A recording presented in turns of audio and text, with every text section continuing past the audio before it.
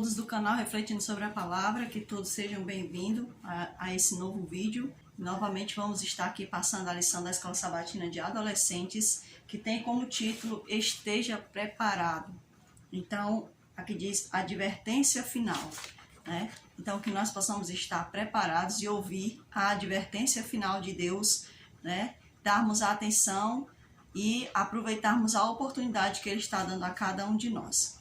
Então, a todos que estão aqui assistindo esse vídeo, peço desde já que ao assistirem o vídeo, né, deixe seus likes, também deixe seus comentários, também compartilhe, né, para que possa aí ser notificado, né, cada vez mais que você compartilha e que você comenta ou você dá o seu like, todos nós sabemos que o canal ele é movimentado dessa forma. Então, que vocês possam ajudar, né, a fazer esse canal crescer no sentido de se expandir, né? Então, que nós possamos aproveitar a oportunidade do Senhor e pregarmos o Evangelho, né? Não importa a forma, mas vamos pregar para a honra e a glória de Deus. Antes de tudo, vamos fazer uma oração ao Senhor. Nosso Deus e nosso Pai, que o Senhor nos ajude a ouvirmos a última advertência que o Senhor já está dando. O Senhor não vai dar, o Senhor já está dando a última advertência. Então, nos ajude, perdoe-nos, ó Deus, se nós não estamos ouvindo a voz do clamor. Então nos desperta, meu Pai, e também prepara-nos o azeite para que ele seja dobrado em nossas vidas, que é a Tua presença, Espírito Santo. Te agradecemos e rogamos que em tudo o Senhor nos oriente. Em nome de Teu Filho amado, rogamos amém. Então, meus irmãos, vamos ler aqui o verso, né, o texto-chave dessa lição, que se encontra no livro de Apocalipse, capítulo 14, versículo 8, e diz: Seguiu-se outro anjo, o segundo, dizendo: Caiu a grande Babilônia, que fez com que todas as nações bebessem o vinho do furor da sua prostituição. Então, no capítulo 14, versículo 6, a gente já tem uma advertência lá chamando a humanidade a dar atenção ao juízo de Deus e a voltar, né, a glorificar aquele que de fato é Deus. Nessa segunda advertência aqui nós temos um clamor, onde diz que caiu a grande Babilônia, ou seja, caiu aquela que ensina errado a palavra do Senhor a toda a humanidade, ou seja, que embriaga, que seduz a humanidade com aquilo que não está dentro da palavra do Senhor de fato. Na parte de sábado diz assim para nós: o movimento milerita foi conquistando mais e mais adeptos até o dia 22 de outubro de 1844. Para o desapontamento daquelas pessoas, Jesus não voltou. No entanto, os que perseveraram no estudo da palavra, né, da profecia bíblica, não foram decepcionados. Deus nos confiou a responsabilidade de transmitir uma mensagem de advertência e mostrar a verdade, conforme está escrito em Apocalipse 14, versículo 8. O chamado ao arrependimento e o convite para nos prepararmos para a volta de Jesus. Então, essa é a mensagem que o terceiro anjo tem que dar à humanidade. Quem é o anjo? É a igreja de Deus. Se você se diz ser do Senhor, o seu dever e o meu dever é estudarmos as Escrituras. Ao estudarmos as Escrituras, colocarmos nosso joelho no chão e pedirmos ao Senhor: nos capacite, ó Pai, para que possamos ter um entendimento dentro da Tua palavra, para que assim possamos sair e anunciar a outros, meu Deus, que o Senhor está voltando, para que eles possam também se preparar, para que eles possam se arrepender e assim eles possam dar atenção ao que o Senhor tem para eles. Então nós devemos clamar ao Senhor que nos dê capacitação, que nos ajude, né, que faça de nós realmente mensageiros, ou seja, anjos, que levam a palavra de advertência, a palavra que está anunciando o juízo de Deus à humanidade. Diante desse desafio, devemos orar para não ficarmos desanimados ou desistirmos. Jesus em breve voltará e devemos cumprir a missão que Ele nos confiou, de prepararmos as pessoas para se encontrarem com Ele. Então, nós não temos tempo para desânimo, ficar triste, mas nós não podemos ficar abatidos, aceitarmos derrotas, né? Nós devemos pedir ao Senhor que nos anime, que nos fortaleça, que nos ajude a ir adiante, porque é certo que o Senhor está voltando. é certo. O inimigo diz aí que vai acontecer uma coisa aí na natureza, que vai cair meteoro não sei o quê, o que isso e aquilo outro. Tudo isso ele fala para que as pessoas foquem somente na ciência humana e tirem seus olhos para o que de fato interessa, que é a volta do Senhor Jesus. Então, o ser humano, ele se preocupa mais com a sua vida, né, com o que ele tem que vestir, com o que ele tem que comer, né? Claro, isso são coisas importantes e fundamentais, o comer e o vestir. Porém, lembre-se das palavras do Senhor que disse: buscar em primeiro lugar o reino dos céus e estas coisas vos serão acrescentadas. Então, quem é que vai acrescentar essas coisas às nossas vidas? É ao Senhor. Conforme nós o buscarmos, pedimos orientação a Ele. Senhor, nos oriente quanto ao nosso futuro espiritual. Nos ajude, meu Deus. E o Senhor vai automaticamente nos dando o pão de cada dia. Ele vai providenciar um emprego aqui, um trabalho acolá. Então, o Senhor sempre vai nos capacitar, Ele sempre vai prover. Porque Ele é Pai, acima de tudo Ele é Pai. E há um salmo que diz que enquanto nós dormimos, o Senhor prepara o nosso pão. Então, isso é verdade. Então, meus irmãos, vamos aproveitar a oportunidade e vamos levar essa mensagem adiante. Na parte de domingo, tem as nossas perguntas e as respostas vão ser encontradas no livro de Mateus 25, do 1 ao 13, Apocalipse 14, versículos 6 a 8. E é interessante que leiamos o capítulo 25 de Mateus, você na sua casa, né? Você pode tirar o tempo para ler, porque às vezes a gente lê o livro, o Mateus 24, né? A passagem de 24, capítulo 24, mas às vezes a gente esquece que no capítulo 25 também o Senhor revela fatos sobre a sua volta. Então é muito interessante. Aqui tem uma pergunta, tem várias perguntas, mas eu vou deixar essa aqui para que você possa refletir. Que parte da história das Escrituras são novas para você? Que conceitos você nunca tinha ouvido antes? Então, pense nessa pergunta e responda, né? Faça a sua resposta pessoal, medite nessa resposta. A outra perguntinha que eu escolhi é: as virgens prudentes se prepararam para a chegada do noivo? As virgens prudentes, sim, elas se prepararam para a chegada do noivo. As virgens imprudentes, elas achavam que estavam preparadas, porque elas aceitaram o convite, elas tinham a lâmpada e elas tinham azeite na lâmpada. Porém, as virgens prudentes, elas aceitaram o convite, elas tinham a lâmpada, que é a palavra do Senhor, elas tinham o azeite, que era o Espírito Santo, porém, elas decidiram dobrar o seu azeite, ou seja, elas decidiram buscar mais. Porque, olha, preste bem atenção, o Senhor, quando o Senhor nos encontra, Ele nos convence, o Espírito Santo já está colocando em nós uma porção do azeite, para que os nossos olhos sejam abertos. Porém, muitas pessoas, elas aceitam ao Senhor, né, começam a frequentar uma denominação e por aí fica, elas não dobram o azeite. Dobrar o azeite é buscar o Senhor cada vez mais. Então, por isso que as virgens imprudentes, elas não estavam preparadas para entrar junto com o noivo quando o clamor veio. Por quê? Porque elas não dobraram, elas não se atentaram, não abriram os olhos. E veja bem, meu irmão, não importa o nome da sua denominação, se você não dobrar o seu azeite, não importa a sua idade, você é adolescente, você é jovem, você é adulto, você e eu temos a obrigação de dobrarmos o nosso azeite, buscarmos conhecimento do alto, estarmos cada dia mais buscando ao Senhor para que esse azeite seja dobrado, ou seja, para que a porção dobrada do Espírito Santo, lembra a passagem de Eliseu, que ele disse: dai-me a porção dobrada do teu Espírito, ou seja, o desejo dele era ter conhecimento cada vez maior sobre a pessoa de Deus, a proximidade maior, uma intimidade maior, né, do que a que Elias tinha. Veja só, então nosso desejo deve ser o mesmo de Eliseu. Não importa a idade, não importa a denominação, porque quando o Senhor vier, Ele não vai levar uma placa X, uma placa... Não, Ele vai levar o povo que está com o azeite dobrado. Aqui na parte de segunda-feira, fala assim para nós. A palavra Babilônia é usada para representar o sistema do mundo de pecado, corrupção e confusão. Como esse sistema embriaga as nações do mundo. Então diz assim: mas o homem do pecado, exaltando-se acima de Deus, assentando-se no templo de Deus e ostentando-se como se fosse o próprio Deus, cuidou em mudar os tempos e as leis. Este poder pretendia provar que não somente era igual a Deus, mas que estava acima de Deus, ou seja, que estaria acima de Deus. Então, a palavra Babilônia significa confusão, né? É usada para representar a confusão espiritual que se encontra no mundo hoje. Muitas pessoas não entendem, mas se você for buscar, as pessoas acham que não, aquela religião tal, ela não surgiu de Deus. Todas as pessoas, elas vêm de um contexto, de um povo só, lá de Noé, porque Noé veio após Adão e Eva, né? Foram os únicos que restaram.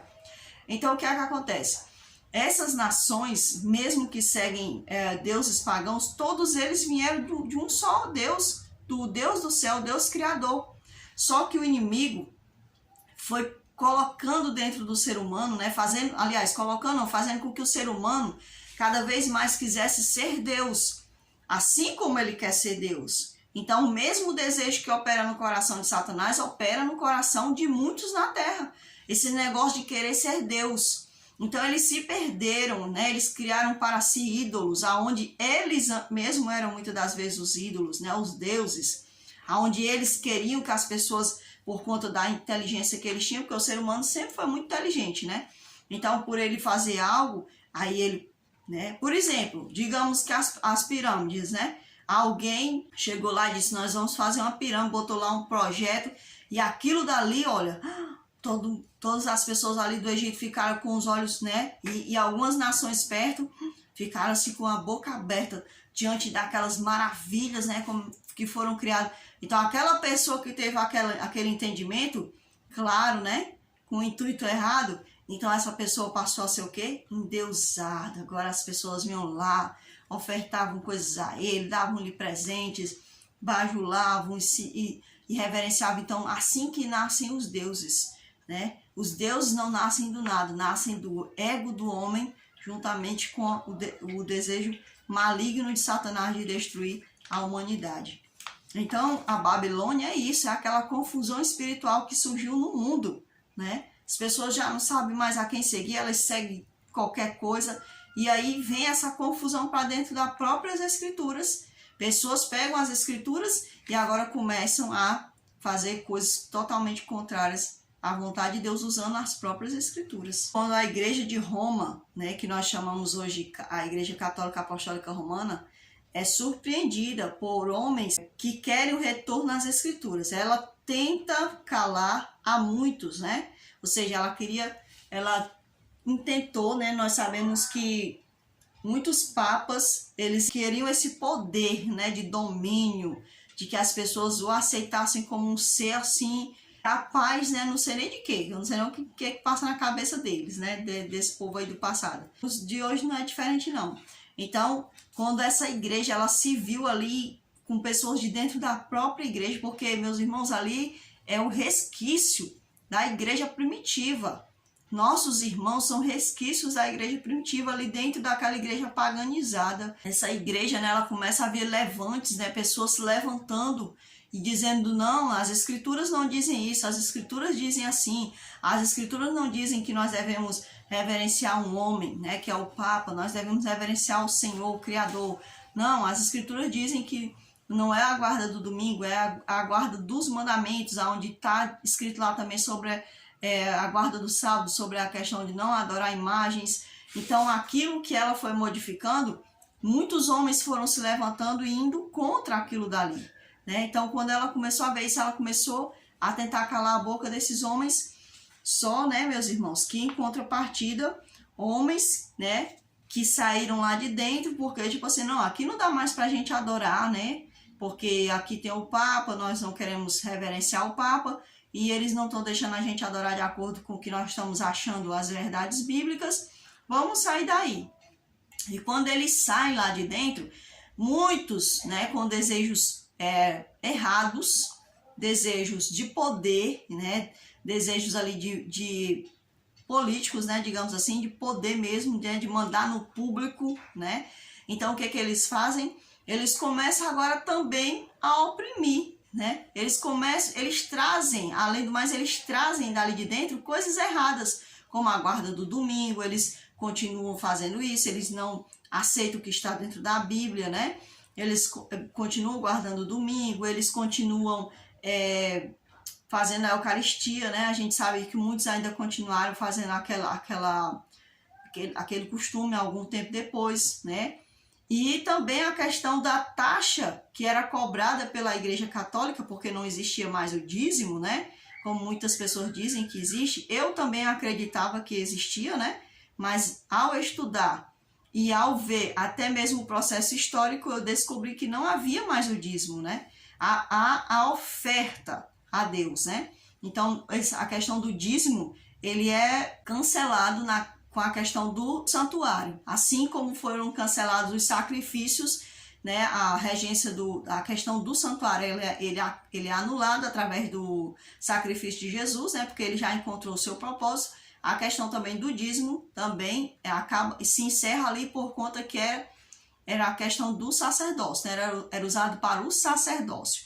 Então, a Igreja Católica Apostólica Romana, ela institui uma taxa, né? Onde as pessoas que frequentavam a igreja, elas tinham que pagar essa taxa. Se elas não pagassem a taxa, né? Elas tinham ali seus objetos tomados, roubados, né? E quando a igreja se aparta, quando há essa questão do protestantismo, então o protestantismo ele vem e agora lança novamente o dízimo, né? E aí não é aceito por muitos irmãos que tinham conhecimento do passado, o conhecimento dos apóstolos, né, da igreja primitiva. E esses irmãos não aceitam que a igreja agora subjugue também seus irmãos através dessa taxação de recurso, né, financeiro que a igreja católica fazia sobre os irmãos, e agora a protestante lança, né, colocando o nome dízimo, porque vai ficar mais amenizado, né, mais sutil, porque levando lá para a Bíblia, né? Então, muitos irmãos não aceitam isso. Então, há uma guerra ali do catolicismo, né, do protestantismo, e há o remanescente. O remanescente não vai aceitando as coisas que vai sendo imposto, porque o remanescente, ele sempre está sendo a favor da palavra, né? É interessante isso, o remanescente, ele sempre está a favor da palavra. Então, ele era a favor dos mandamentos, ele era a favor das ofertas e não dos dízimos, porque era uma taxa que também foi lançada sobre os seus irmãos. Então, foram vindo muitas tradições humanas, né? Então, infelizmente, não houve uma quebra, não houve um laço com a mentira, com as tradições humanas. Ou seja, o poder romano, ele ainda continuava e ainda continua hoje, né? Sendo muito forte sobre os cristãos, né? Sobre essas pessoas chamadas cristãs que derivam aí do Cristo, né? Então, não houve uma quebra, por isso eu digo que esse poder ainda reina até hoje, né? Ele manda até hoje, esse poder católico apostólico romano, é um império, sempre eu digo isso e sempre vou dizer, é um império que reina no mundo e reina no meio religioso, até hoje, infelizmente, né? Porque muitas das vezes a pessoa seguir a Bíblia como ela diz, até mesmo dentro de uma instituição como a nossa, ainda assim se segue costumes católico-apostólico-romanos ou do protestantismo ali também corrompido, né? Então, meus irmãos, vamos passar aqui para a parte de terça-feira. Diz assim: eles estavam errados quanto à data, que se referindo ao movimento milerita. Do retorno de Jesus, mas seu espírito de amor pela segunda vinda ajudou a dar origem a um movimento, à Igreja Adventista do Sétimo Dia, algum tempo depois. Porque é chamado Igreja Adventista? Porque acredita no advento, na volta do Senhor, né? E do sétimo dia, porque ela quer realmente continuar guardando o sábado bíblico, conforme está na palavra do Senhor. O termo Babilônia vem de Babel. E aí já expliquei a parte da confusão, né?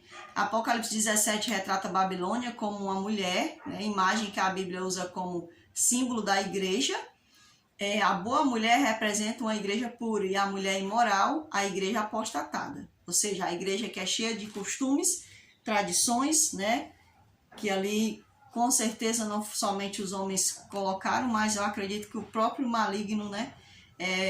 Orienta, né? Porque tem muita gente que tem uma mentalidade já voltada para o mal e se encontra ali com esse ser que só dá boas ideias, né? Para não dizer o contrário. E aí institui ali a apostasia dentro do próprio ensinamento do caminho do Senhor. O vinho mencionado em Apocalipse 14, verso 8, representa os falsos ensinos que as pessoas têm aceitado como verdades e que são opostos à declaração da Bíblia. Aqui tem uma parte interessante que, às vezes, quando a gente vai oferecer, vai convidar alguém, né, para vir adorar junto com a gente, uma visita, né? A pessoa diz assim, não, eu não posso ir, porque eu não posso misturar os vinhos, né? Às vezes, quando a gente oferece um estudo bíblico para a pessoa diz assim, não, eu não posso misturar os vinhos. Ou seja, eles entendem, né, que o conhecimento que você está ofertando a ele vai prejudicar o conhecimento que eles têm. Ou seja, algo que o diabo colocou na cabeça das pessoas, porque se a pessoa, de fato, seguir ao Senhor, ele vai ver que é a mesma Bíblia. É a mesma Bíblia, né? Então, se ele orar ao Espírito Santo, ele não vai nem precisar de mim para mostrar a ele, né, se ele simplesmente... Se eu expliquei algo sobre o sábado para ele, por exemplo, ou sobre a alimentação, ou sobre a questão do dom de línguas, aí eu apresento para ele isso. E eu digo, olha, meu irmão, vai lá na palavra, ora ao Senhor, que o Senhor vai te mostrar que é assim e não do jeito que te ensinaram. E aí, se ele buscar o Espírito Santo vai revelar a ele. Por quê? Eu digo isso porque quando eu comecei a estudar a palavra do Senhor, o Espírito Santo que me revelou essas coisas, não foram os homens que me revelaram isso. Olha, para você ter uma ideia, eu li o livro de Atos aos 12 anos, né? E eu entendia que ali, falando de língua, né? Falando de língua, eu entendia que eram outras línguas. Não se tratava de uma enrolação de falar para dizer que está tendo um contato espiritual, né? Que nem a pessoa mesmo diz que muitas vezes não sabe, não. Quer dizer, o Espírito Santo, ele é o autor e ele é o interpretador da palavra. Então, busque a ele, meu irmão, e você vai ver que não é um ensinamento, que não é mistura de vinhos, né? Isso aqui é algo necessário, nós estudarmos a palavra e descobrirmos a verdade. E a verdade não é a verdade adventista, como muitas pessoas até mesmo enchem a boca. É a verdade bíblica. Por exemplo, na igreja, na denominação onde eu congrego, jamais um pastor vai chegar para mim e vai dizer, olha, não existe mais dízimo, né? Ele não vai dizer isso, por quê? Porque a palavra dízimo tem um peso muito alto, né? Então, se eu disser que não tem mais dízimo, eu não vou mais usar Malaquias, onde diz que vai sofrer uma maldição, né? Porque o dízimo sempre a pessoa usa esse termo maldição, que se você não devolver isso, aquilo outro. Então a igreja não vai falar isso para mim.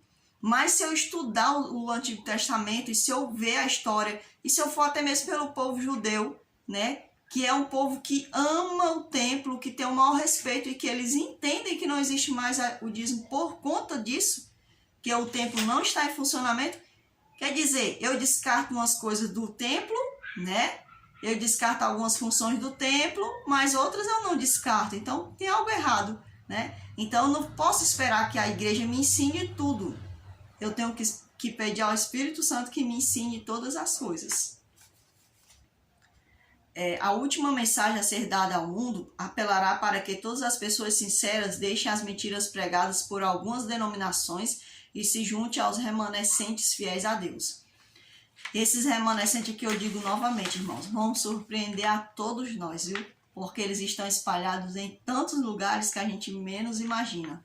São pessoas fiéis, né, obedientes ao Senhor, e que muitas das vezes eles estão até mesmo com os olhos, por enquanto, um pouco ainda fechado para a verdade total, para que eles possam dar suporte a várias vidas que estão ali com eles em outras denominações, suporte espiritual, de exortação, de oração, de intercessão, né, de apoio social. Então, Deus, ele permite isso, né? Mas você vê que aquela pessoa tem uma propensão, ele é propenso, né, a aceitar a verdade assim que for lançado naquele solo.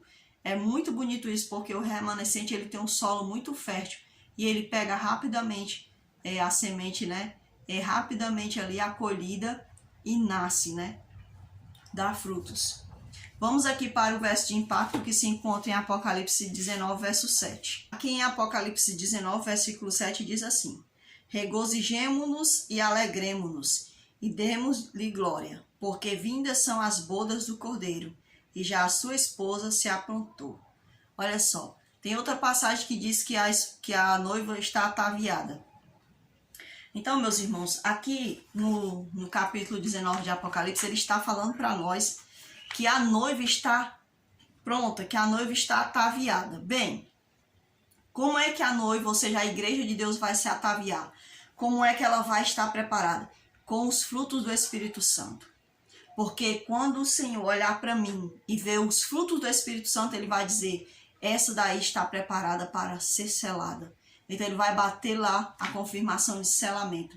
E eu peço muito a Deus que o Espírito Santo me ajude, porque eu sei que o Espírito Santo peleja para trabalhar esses frutos em mim, que muitas das vezes eu o atrapalho. Né? Então eu peço muito a Deus que me ajude. Então é assim que a noiva deve ser achada quando o Senhor retornar. É ataviada, ou seja, cheia dos frutos do Espírito Santo. Né? Como uma noiva que vem com seus brincos, né, com a sua tiara, né, com o seu colar, com o seu vestido bonito, né, que é a vestidura lavada pelo sangue do Senhor, que é a primeira coisa que a gente faz, que é quando a gente aceita o Senhor. E depois vem os frutos, ou seja, os atavios, né? Então é isso que nós devemos refletir, a imagem do Senhor, a pessoa do Espírito Santo em nossas vidas. Aqui na parte de quinta-feira diz assim para nós: queria beneficiar todos. Eu achava que todos os cristãos se alegrariam com a proximidade da vinda de Cristo e que aqueles que não conseguissem entender, da mesma maneira que eu não amariam menos os que aceitassem essa doutrina. Não imaginava que haveria necessidade de reuniões separadas. A maioria dos que se convertiam por causa de minhas pregações se uniam a diversas igrejas já existentes. Aqui é um relato, né, de Guilherme Miller, onde ele diz que quanto mais ele pregava, as pessoas iam se convertendo, né, e elas iam indo para as denominações, né, elas queriam ali se juntar às congregações para orar, para louvar, né, então era assim que ele queria falar do amor de Deus e queria que essas pessoas se preparassem para o retorno do Senhor. Ao receberem a notícia da volta do Senhor naquela data, aquelas pessoas estavam selando ou abandonando definitivamente ao Senhor, pois muitos desistiram e poucos continuaram insistindo em seguir ao Senhor. Então ali foi uma prova muito grande que o Senhor fez o povo passar. O povo daquela época, e nós hoje não é diferente. O Senhor provou aquelas pessoas quem realmente acreditaria nele, mesmo diante do desapontamento. Por exemplo, um pai diz para a sua filha, né? Filha, eu estou aqui trabalhando em tal lugar, mas eu vou para casa tal dia. Então a filha se prepara, fica toda preparada, aguardando ansiosa a volta do seu pai. E o seu pai não voltou naquele dia. Ela deve deixar de amar o seu pai por conta disso? Ela deve desacreditar que ele é um pai que ama ela por conta disso? Então foi isso que o Senhor fez com a humanidade. Ele quis testar, ele. O Senhor mesmo diz, ele colocou, né? Se ele não quisesse fazer assim, ele teria voltado. Ou ele teria de imediato mostrado a Miller, não, Miller, tá errado. Não é isso que se trata essa profecia. Não, o Senhor quis provar, né? Ele quis matar 2 coelhos com uma cajadada só, como diz a história. Ele matou 2 coelhos, era assim que ele queria fazer. Ele ia fazer um ato no céu, né? A transferência de um canto para o outro, né? Do lugar santo para o lugar santíssimo, né? Que é o que o sacerdote faria. Vocês podem até ver um vídeo aí depois sobre o bode Azazel, que tem uma explicação melhor sobre isso lá. Então, meus irmãos, o Senhor, ele provou os corações para ver quem de fato amava, porque quando a gente ama, a gente continua. A palavra do Senhor diz que o amor, ele é perseverante, né? Ele não desiste. É importante que a gente observemos que o Senhor está nos testando. Na parte de sexta-feira, fala assim para nós.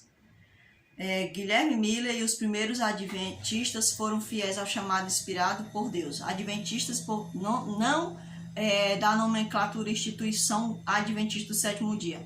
Adventistas ali se referindo às pessoas que aguardavam a volta do Senhor. Com dedicação e empenho proclamaram a mensagem de que Jesus, o noivo, logo apareceria nas nuvens do céu, que todos precisavam estar prontos para se encontrar com ele. Na época, essa mensagem se alastrou como fogo em palha seca. Não demorou muito e Satanás introduziu um ar de fanatismo na obra e influenciou vários líderes de igreja a negligenciar o estudo profundo das verdades. Ou seja, as pessoas elas se acomodaram, né? Elas ficaram ali apenas ouvindo, ninguém queria mais estudar a palavra, só queria ouvir o que o Guilherme estava falando. E aí eles não procuraram estudar, né? Que foi o que eles só fizeram depois, né, do grande desapontamento. Bem, eu nem sei se foi uma questão que Satanás colocou no coração das pessoas, né? Eu acredito que, como eu disse, né, uma profecia que estava datada, né, e que se Deus quisesse, ele poderia ter dito a Miller, você está errado, não é desse jeito, né? Então, se ele não quis, porque ele poderia ter aberto os olhos de outra pessoa, né? Na época, não abriu, então ele sabe todas as coisas. Assim como os primeiros adventistas, nós adventistas atuais, ou seja, nós os que aguardamos a volta do Senhor, se você, não importa a denominação que você frequenta, meu irmão, se você aguardar a volta de Jesus, então você é um adventista. Estamos prestes a testemunhar outra grande manifestação de Deus, e de fato vai acontecer esse retorno, né? Agora, o que nós não podemos dizer é data e hora, porque não foi declarado isso para nós. E nós também não devemos ficar ansiosos, porque o Senhor um dia vai me revelar. Não, o que importa para mim é que quando Ele apontar nas nuvens do céu, eu possa ver Ele sem medo e eu possa estar com Ele, né? Então, eu sei que o Senhor sabe todas as coisas, Ele sabe o melhor para nós, então eu sei que Ele não é obrigado a me dizer data de nada, e que se eu de fato tenho fé nele, eu não preciso ficar ansioso aqui bisbilhotando a palavra e querendo descobrir a data do Senhor, a data da sua volta. Não preciso disso, meus irmãos. É por isso que nós vivemos pela fé. Então, desta vez, Jesus virá e não tardará. Até lá, nossa missão é partilhar as boas novas da salvação e advertir o mundo de sua breve volta. Esse é o nosso papel. É possível que o propósito completo de sua vida seja simplesmente servir como advertência aos outros? Sim, né? Nós temos aí a história dos profetas, como Isaías, a vida dele era uma vida praticamente de advertência. Jeremias, né? Ezequiel. Então a gente vê ali Oséias, a vida de Oséias era praticamente uma vida de advertência ao povo de Israel. Ele se apaixonou, ele casou, ele teve filhos, ele foi abandonado. Então foi uma vida de advertência. A vida dele tinha aquele propósito. Foi para isso que o Senhor foi guiando ele, para que ele servisse de símbolo para Israel de quem era, ou seja, o Oséias era Deus e a esposa dele, né, com aquela sua vida profana, adúltera, representava a nação de Jerusalém. Então, é muito interessante que muitas das vezes a gente passa por situações que são, na verdade, advertência ao mundo. A renúncia da fé e a negação do poder do Espírito Santo, que havia acompanhado a mensagem, corresponderia a voltar à condição de perdidos. O único caminho seguro seria valorizar a luz que já tinham recebido de Deus. Opa, esqueci aqui de ler as outras frases. Essa frase que eu li agora é anônima, né? A outra, história é um amplo sistema de aviso antecipado. Então, tudo que nós já vimos na história, devemos nos preparar, porque poderá acontecer novamente. Precisamos aceitar, por exemplo, o nazismo. Será que o nazismo, aquela matança de pessoas, será que só existiu uma vez? A palavra do Senhor diz lá em Mateus 24 que haverá uma tribulação como nunca vista antes. Então, se nós ainda estamos vivos hoje, e houve aquela tribulação lá do povo judeu e de outras pessoas mais que morreram, né? Que não foram só os judeus que morreram, mas judeus, não judeus e outras pessoas mais. Se eles passaram por aquela tribulação, e não desmerecendo lá aquele terror, né?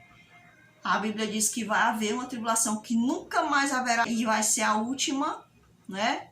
Então, isso quer dizer que nós poderemos passar por algo pior do que o chamado, aquele chamado da perseguição ali dos nazistas. Então, que o Espírito Santo nos dê fé e nos dê força para nos prepararmos para qualquer coisa que possa acontecer sobre este mundo. Quem falou isso foi Norman Cousins. Precisamos aceitar o desapontamento finito, mas nunca perder a esperança infinita. Então, Essas palavras foram ditas por Martin Luther King Jr. Então, a renúncia da fé e a negação do poder do Espírito Santo, que haviam acompanhado a mensagem, corresponderia a voltar à condição de perdidos. Quando a gente nega a fé, estamos voltando à condição de perdido. Claro, estamos nos apostatando, né? O único caminho seguro seria valorizar a luz que já tinham recebido de Deus, continuar a examinar as Escrituras e a aguardar com paciência, esperando por mais luz. Então, isso é o que nos cabe, continuarmos guardando a fé, o testemunho, indo adiante, buscando conhecimento, né? Pedindo a unção dobrada, e assim nós vamos estar preparados para qualquer coisa que vier sobre este mundo. Que o Senhor possa guardar a nossa fé e nos ajudar, e que a paz do Senhor possa estar sobre cada um de nós. Vamos orar para agradecermos ao Senhor por esta oportunidade que Ele está nos dando nesse momento. Nosso Pai, Deus eterno, o único Deus e existente sobre essa terra, sobre todo o universo que sabemos que existe, Pai. Nos ajuda, nos perdoa conforme o Teu querer, Senhor. Nos ajuda também a perdoar. Nos ajuda, meu Deus, a sermos representantes do Senhor e não renunciarmos à nossa fé, meu Deus. Que se houver provas para nós, que a fé e que a porção do Espírito Santo possa ser dobrada sobre nós, para que possamos ir além, Senhor Deus, para honrar e glorificar o Teu nome, e que assim o nome do Senhor seja exaltado. Obrigada por tudo, Pai. Só temos a agradecer, pedimos perdão em nome do Teu Filho amado, Senhor Jesus Cristo. Amém. Então, que a paz do Senhor possa estar com todos e até a próxima lição, se assim o Senhor nos permitir, que muito melhor será se Ele voltar. Amém.